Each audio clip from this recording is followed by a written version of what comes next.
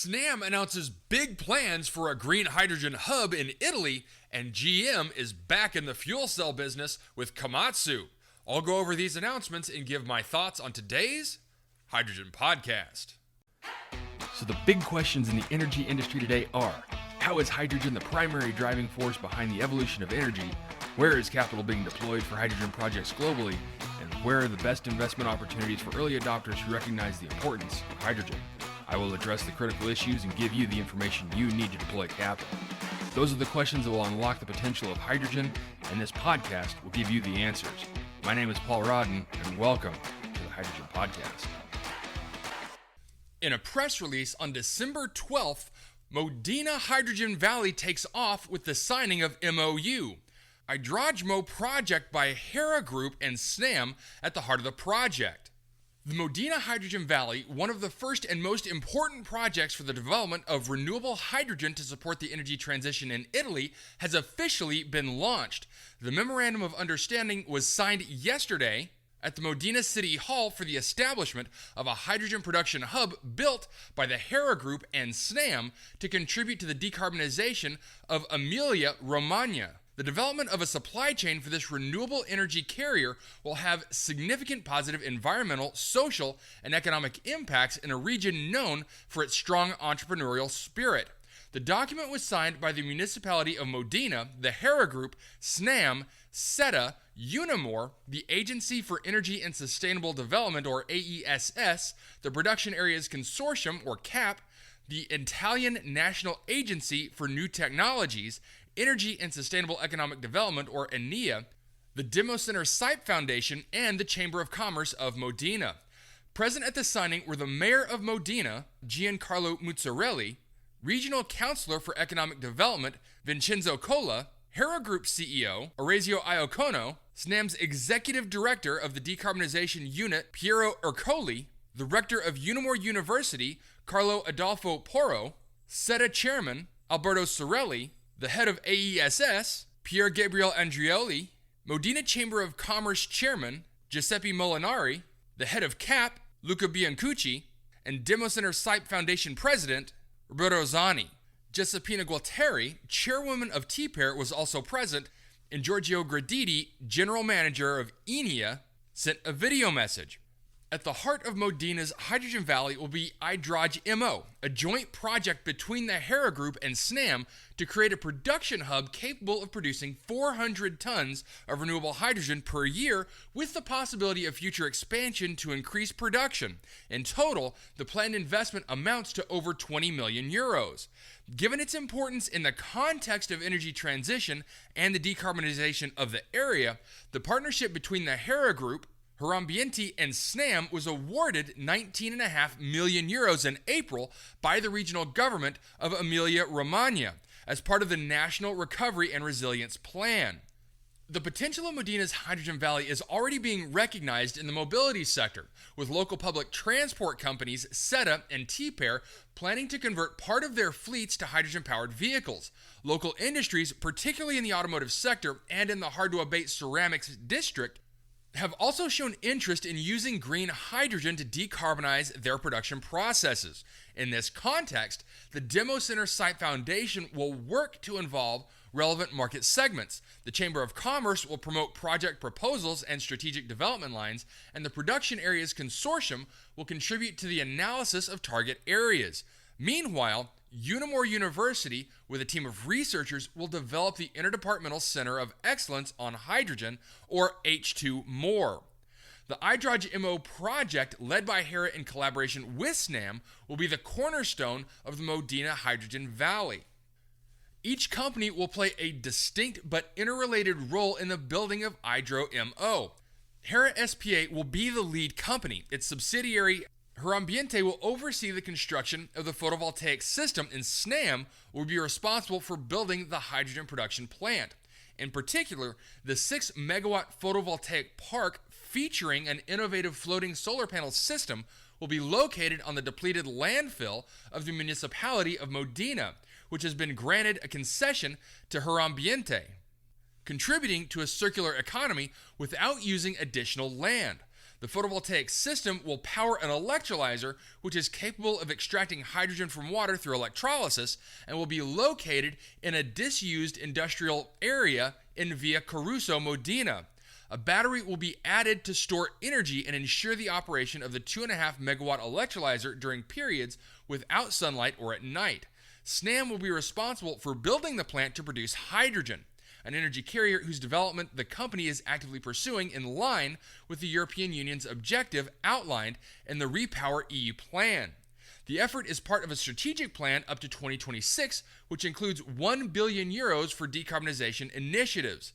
The plant will be operated by a special purpose vehicle, or SPV, a dedicated company controlled by the Hera Group and co-owned by SNAM, which will oversee the production and marketing of green hydrogen.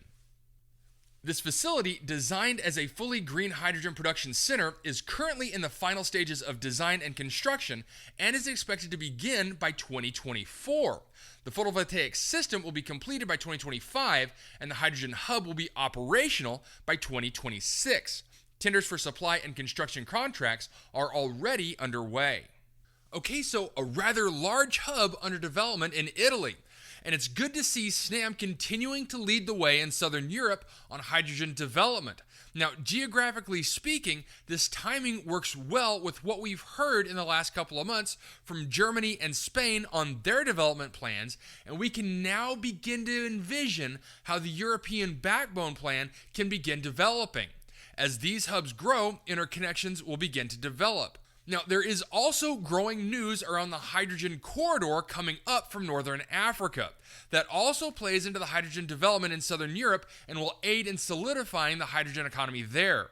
Now, the press release does go on to mention one of the heavy uses of this hydrogen will be public transport, with SETA purchasing 12 fuel cell EV buses to be used in Modina and surrounding areas.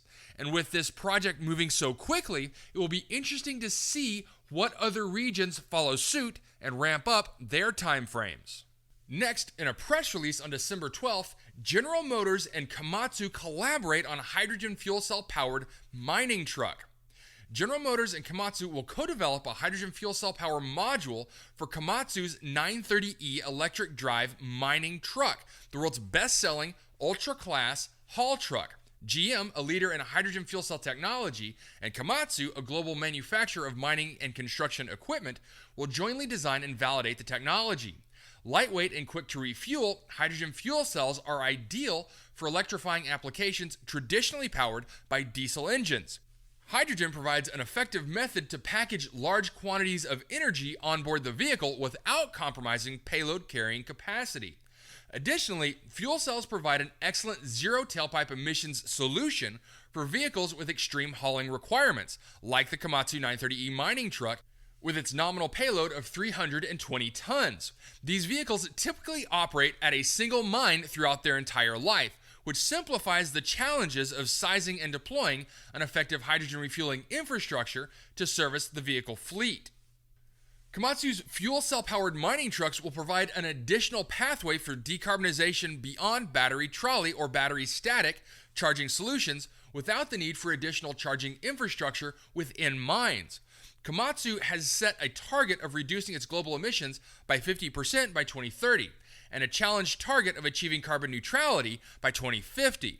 The plans for achieving these goals include reducing and eliminating emissions within the company's product offerings, as well as the company's facilities and production of its products.